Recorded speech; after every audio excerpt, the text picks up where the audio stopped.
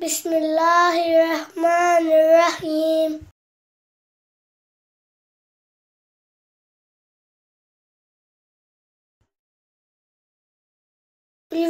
नज़ला जुकाम, बहती हुई नाक और बार बार छींकना, डस्ट एलर्जी, सर्दी लगना, माहौलियाती आलूदगी और वबाई अमराज का खौफ, ये वो तमाम असबाब हैं जिससे हमारे नाक में दम हुआ रहता है। तरह तरह के अद्वियात की बजाय आइए सादा सी तरकीब के साथ इन सब का इलाज ढूंढते हैं। अगर किसी को नज़ला जुकाम और मुसलसल छींकें आ रही हो या सर्दी ज्यादा लगती है तो ये नुस्खा इस्तेमाल करें। यकीन जानिए बहुत जल्द अफाका होगा। अल्लाह ताला के करम से शिफा हासिल होगी। सबसे अहम ये कि कुछ अफराद को एलर्जी की वजह से डॉक्टर्स मुस्तकिल तौर पर इनहेलर के इस्तेमाल की ताकीद कर देते हैं। उनके लिए ये बहुत मुफीद है। 2 से 3 दफा इस्तेमाल करके देखें, हमारा आजमूदा है, जरूर फर्क पड़ेगा।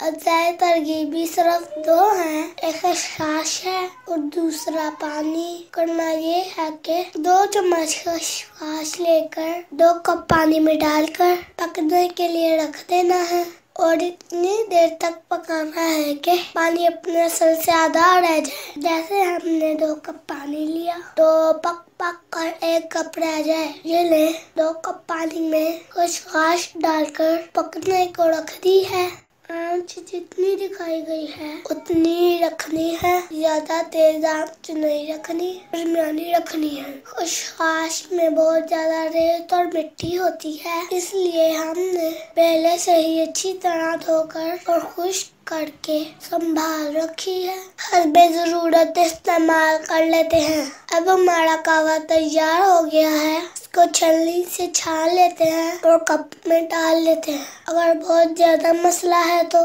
दिन में 3 दफा, नहीं तो बड़े अफराद को दिन में 2 दफा 1-1 कप इस्तेमाल करवाएं। अगर इस्तेमाल करने से पहले शहद दस्तयाब है तो शामिल कर लें, नहीं तो चीनी शामिल करके भी इस्तेमाल कर सकते हैं। इसका जायका बगैर चीनी और शहद के भी अच्छा है। इंशाअल्लाह शिफा हासिल होगी।